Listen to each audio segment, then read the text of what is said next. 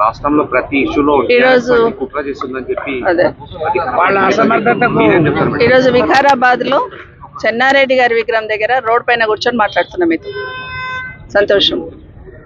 ఎందుకంటే ఈరోజు సాయిపూర్లో హాస్టల్లో పిల్లలకు విషాహారం తిని వాళ్ళకు ఫుడ్ పాయిజనింగ్ అయిపోయి సిక్ అయిపోయిందని 2 days బ్యాక్ పేపర్లో చూసాం. సరే 2 days తర్వాత సెట్ అయ్యిందిలే అని అనుకున్నాను. కానీ ఈరోజు మార్నింగ్ పేపర్లో ఫోటో చూసాను. తల్లిదండ్రులకు కూడా నో ఎంట్రీ. అంటే వాళ్ళ పిల్లలను చూసుకోవడానికి, వాళ్ళ పిల్లలు సిక్ అయిందని తెలిసినప్పుడు తల్లిదండ్రులను చూసుకోవడానికి కూడా పర్మిషన్ ఇవ్వలేదన్నప్పుడు ప్రధాన ప్రతిపక్షంగా మాకు బాధ్యత ఉంటుందా ఉండదా? మీరు తల్లిదండ్రులను అలో చేయనప్పుడు కనీసం మేమైనా కనీసం వెళ్ళి చూసి వాళ్ళకు భరోసా కల్పించి ఏం జరిగిందని కనుక్కోవాల్సిన అవసరం ఉంది. కానీ ఆశ్చర్యం ఏంటంటే ఈరోజు మేము ఇక్కడ వికారాబాద్కి ఎంటర్ కాగానే, నాకు తెలియదు చన్గోముల దగ్గరనే మమ్మల్ని ఆపాలనుకున్నారని నాకు కూడా తెలియదు. కానీ ఈ రోడ్ ఎంబడి ట్రాఫిక్ తక్కువ ఉంటుంది అని చెప్పి నేను ఈ రోడ్ ఎంబడి సిద్ధులూరు రోడ్ ఎంబడి వస్తే ఇక్కడ మమ్మల్ని ఆపేశారు. అసలు ఎందుకు ఆపారు అనేది ఎస్పీ గారిని, కలెక్టర్ గారిని అడుగుతా ఉన్నాను. అంటే ప్రతిపక్షంలో ఉన్న వాళ్ళకి ఒక రూలు, అధికార పక్షంలో ఉన్న వాళ్ళకి ఒక రూలా? ఈరోజు మమ్మల్ని అలో చేయండి కలెక్టర్ గారు, మేము పోయి పిల్లలను చూసి వస్తామంటే ప్రోటోకాల్ వర్తించదు మేడం అంటున్నారు. ప్రోటోకాల్ అంటే నేను ఎమ్మెల్యేని, ఎక్స్ మినిస్టర్ని, తను ఎమ్మెల్సీ గారు, ఎక్స్ మినిస్టర్ గారు, అంటే ఏం ప్రోటోకాల్ కావాలి? ఒక గిరిజన బిడ్డగా తను వచ్చింది, గిరిజన హాస్టల్ తల్లిగా చూడడానికి వచ్చింది. అదేవిధంగా తను ఆ శాఖను నిర్వహించింది కాబట్టి అక్కడ ఉన్న పరిస్థితులు తెలుసు కాబట్టి చూడడానికి వచ్చినప్పుడు ఏం ప్రోటోకాల్ కావాలి కలెక్టర్ గారికి? అంటే ఎమ్మెల్యే గారి తమ్మునికి ఏం ప్రోటోకాల్ ఉంటుంది, మాకేం ప్రోటోకాల్ లేదు. నిన్నగాక మొన్న ఎమ్మెల్యే గారి తమ్ముడు పోయి చూసి వస్తాడు, ఆయన ప్రోటోకాల్ ఉంటుంది, కానీ మాకు ప్రోటోకాల్ ఉండదు. కొన్ని అలా ఉండాలన్నప్పుడు మరి మా వాళ్ళు కూడా అక్కడ లోకల్లో తాండూరులో ఉన్న వాళ్ళు, తాండూరులో పుట్టిన వాళ్ళే రావాలంటే నేను తాండూరులో పుట్టిందండి. ప్రోటోకాల్ ప్రకారం రాజకీయంగా ప్రోటోకాల్ వర్తించదేమో నాకు, కానీ మరి నేను తాండూరులో పుట్టిందాన్ని. మరి అట్లా అక్కడ పుట్టిన వాళ్ళకే ఇస్తామంటే అక్కడ పుట్టిన వాళ్ళకి అట్లా నన్ను వస్తాం. మరి ఎమ్మెల్యే గారి తమ్ముడు అయితే విజిట్ చేయొచ్చు అంట, మేము విజిట్ చేయొద్దట. అధికార పార్టీకి సంబంధించిన కార్పొరేషన్ చైర్మన్లు విజిట్ చేయొచ్చట, మేము విజిట్ చేయొద్దంట. ఇదేక న్యాయం? ఎందుకు ఉలిక్కి పడుతుంది ప్రభుత్వం? మేము పోయి చూస్తే మీ బండారం బయటపడుతుందనా? హాస్టల్లో ఉన్న పరిస్థితులు బయటపడతాయనా? గత సంవత్సరం నుండి రాష్ట్రంలో ఎంతోమంది హాస్టల్ పిల్లలందరూ కూడా సిక్ అయిపోయి హాస్పిటల్ చుట్టూ, నేను కాక మొన్న జగిత్యాలలో చూసాం, అక్కడ హాస్టల్లో ఫుడ్ పాయిజనింగ్ అయి పిల్లలు హాస్టల్లో బారిన పడ్డారు. దాదాపుగా 48 మంది పిల్లలు ఈరోజు ఫుడ్ పాయిజనింగ్ అయి ఈ గురుకుల హాస్టల్స్లలో చనిపోయినంటే సిగ్గుతో తలంచుకోవాలి ప్రభుత్వం. రివ్యూ చేసుకోవాలా, సెట్ చేయాలా ఏం జరుగుతుంది అనేది. అది గాలికి వదిలేసి మేము వెళ్తాం చూస్తామంటే మమ్మల్ని కట్టడి చేయడం అనేది వాళ్ళ దివాలు కోరుతనానికి నిదర్శనం ఇది ప్రభుత్వం. ఎందుకంటే ప్రభుత్వం స్పందించాల్సింది పోయి, స్థానికంగా ఉన్న వాళ్ళు పోయి చూడాల్సింది పోయి, పోనీ నిన్న రూలింగ్ పార్టీకి సంబంధించిన చైర్మన్లు పోయి ఉన్నారంటే అక్కడ ఏం మాట్లాడారు? ఫుడ్కి సంబంధించిన జాగ్రత్తలు తీసుకుంటామనో లేకపోతే హాస్టల్ ఉన్న పిల్లలకి హాస్పిటల్ వసతి కల్పిస్తామని చెప్పాల్సిన అవసరం ఉంది. కానీ కలెక్టర్ గారికి నేను సూటిగా ఒకటే అడుగుతున్నాను, పిల్లలు సిక్ అయి ఉంటే తాండూరులో హాస్పిటల్ ఉంది, వికారాబాద్లో హాస్పిటల్ ఉంది, ఎందుకు హాస్పిటల్లో ట్రీట్మెంట్ ఇవ్వకుండా హాస్టల్లో ఎందుకు ట్రీట్మెంట్ ఇప్పిస్తున్నారు కలెక్టర్ గారు? ఈ ప్రభుత్వం ఖచ్చితంగా సమాధానం చెప్పాలి మాకు. ఎందుకంటే హాస్పిటల్ తీసుకెళ్లి ట్రీట్మెంట్ ఇప్పించాల్సింది పోయి ఒక సర్జన్ అక్కడ పెట్టి మేము ట్రీట్మెంట్ ఇప్పిస్తున్నామని చెప్తా ఉన్నారు. ఎందుకు హాస్టల్లో ట్రీట్మెంట్ ఎందుకు ఇప్పిస్తున్నారు, హాస్పిటల్లో ఎందుకు ఇప్పించలేకపోతున్నారు అనేది మాకు సమాధానం చెప్పాల్సిన అవసరం ఉంది. ఎవరైనా సిక్ అయినా హాస్పిటల్ వెళ్తాం, అక్కడ చాలా మంది పిల్లలకి సెలైన్ బాటిల్స్ హాస్టల్లోనే ఎక్కిస్తున్నారని మాకు వచ్చిన ఇన్ఫర్మేషన్. పోయి చూస్తే తప్పేముంది? మేము కూడా మీకు సలహా ఇస్తాం కదా బాబు, కాదు హాస్పిటల్ తీసుకెళ్ళండి అని చెప్తాం కదా, వాళ్ళ పేరెంట్స్తో మాట్లాడతాం, పిల్లలకు కూడా ధైర్యం ఇస్తాం. అది గాలికి వదిలేసి మమ్మల్ని కట్టడి చేయమనేది భావ్యం కాదు. నిన్న మాట్లాడుతూ చైర్మన్లు ఏమంటారు, కార్పొరేషన్ చైర్మన్లు నిన్న మాట్లాడుతూ ఫుడ్ పాయిజనింగ్కి బీఆర్ఎస్ పార్టీ కారణం, కుట్ర చేస్తుంది అంటారు. ఇంతకన్నా సిగ్గుమాలిన మాట మాట్లాడితే ఏమైనా అర్థం ఉందా? ఇంత మాట్లాడితే ప్రభుత్వం మీది, అధికారులు మీ వాళ్ళు, అక్కడ చూడాల్సింది మేనేజ్మెంట్, చూడాల్సిందంతా మీరు గాలికి వదిలేసి ప్రభుత్వంలో ప్రతిపక్షంలో ఉన్న ప్రవీణ్ మీద మాట్లాడుతూ ఉన్నారు. ఇది నిజంగా తలంచుకోవాల్సిన విషయం. వాళ్ళు సరిగ్గా చూడలేక వాళ్ళు చేయాల్సిన అసమర్థతని కప్పిపుచ్చుకోవడానికి ఈరోజు బీఆర్ఎస్ పార్టీ మీద నింద మోపే ప్రయత్నం చేస్తూ ఉన్నారు. రేపు భవిష్యత్తులో మాకేమనిపిస్తుందంటే, మా పోలీస్ డిపార్ట్మెంట్లకు అదే రిక్వెస్ట్ చేస్తుంది. అందుకని రేపొద్దున కాంగ్రెస్ పార్టీకి సంబంధించిన మంత్రులు కానీ, ఎమ్మెల్యేలు కానీ, ముఖ్యమంత్రి కానీ తట్టుదా కింద పడితే కూడా బీఆర్ఎస్ పార్టీ కుట్ర చేసింది అంటారేమో, అక్కడికి తీసుకొస్తారేమో, కేసు పెడతారేమో.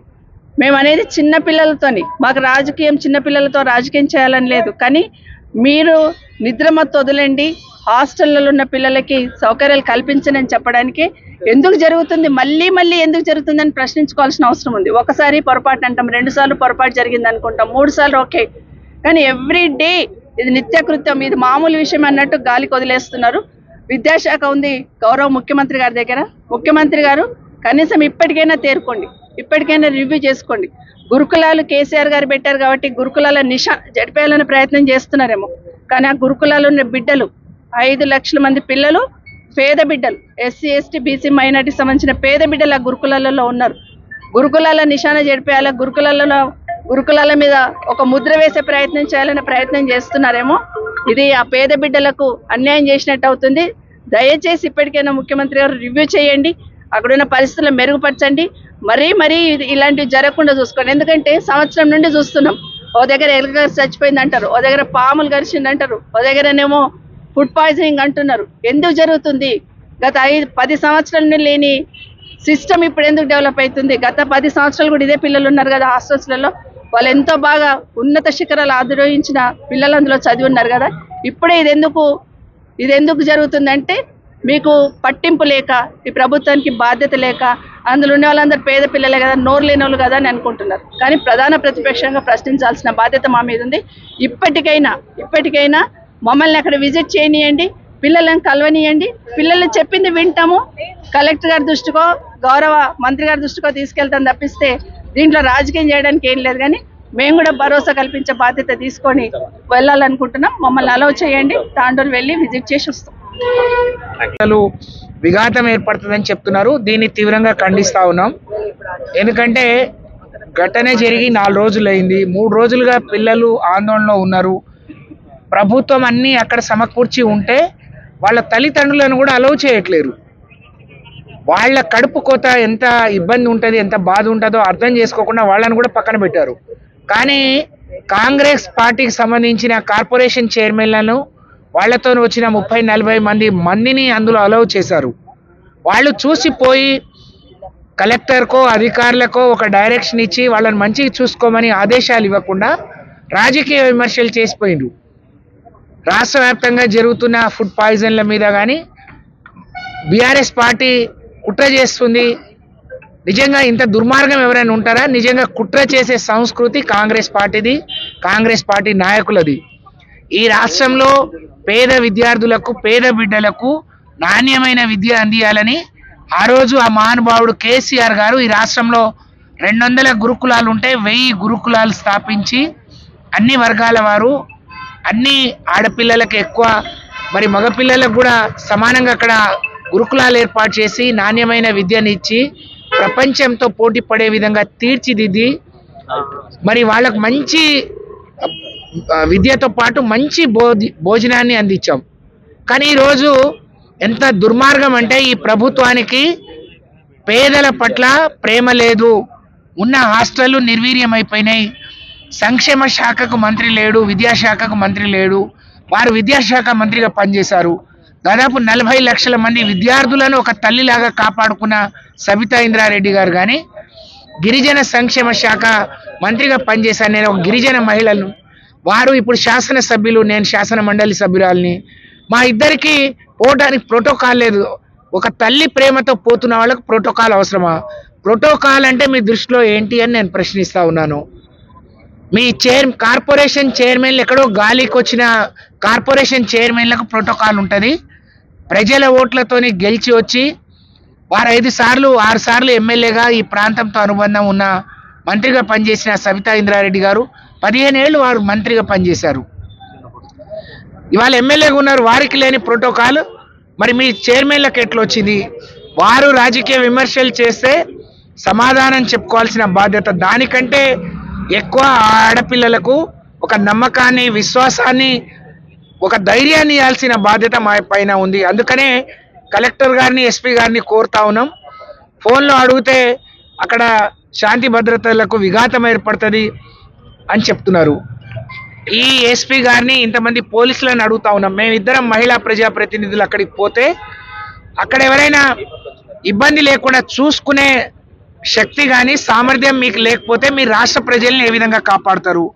ఏ విధంగా రాష్ట్రంలో మరి రాష్ట్ర ప్రజలకు ఏ విధంగా శాంతి భద్రతలు కాపాడతారు? ఇద్దరిని కాపాడలేని వాళ్ళు అక్కడ ఆడపిల్లల్ని చూడనీయకుండా మీరు అడ్డుకుంటే మీకు సిగ్గనిపించట్లేదా? నిజంగా ఇటువంటి పాలన ఎక్కడైనా చూసామా? ఇంత దౌర్భాగ్యం ఎక్కడైనా చూసామా? ఎక్కడికి పోనీయరు, ప్రతి దగ్గర అడ్డుకుంటున్నారు. ఆడపిల్లల దగ్గరికి పోతే అడ్డుకుంటారు. మీరు శాసనసభ్యులను చూడట్లేరు, శాసన మండలి సభ్యు. ఇది మీ జాగిరి కాదు. పోలీస్ సోదరులను ఇక్కడ డిఎస్పీ గారు, సిఐలను, మీకు కూడా ఇంట్లో ఆడపిల్లలు ఉంటారు, మీ కూతుళ్ళు ఉంటారు, మీ పిల్లలు ఉంటారు. వాళ్ళు ఎంత ఆందోళన చెందుతున్నారో, ఎంత ఇబ్బంది పడుతున్నారో, రేపు ఏదైనా జరగరానిది జరిగితే మీరు బాధ్యత వహిస్తారా? మేము అనవసరంగా మమ్మల్ని అడ్డుకుంటున్నారు. ఇది సరి అయింది కాదు. ఇప్పటికైనా మాకు వదిలిపెట్టండి. మీకు ఎలాంటి ఇబ్బంది లేకుండా మాతో పోలీస్ అధికారులను ఇవ్వండి, మహిళా అధికారులను ఇవ్వండి. మేము ఇద్దరం కూడా పోయి చూసి వస్తామని మేము డిమాండ్ చేస్తున్నాం. సహకరించాల్సిందిగా విజ్ఞప్తి చేస్తా ఉన్నాం.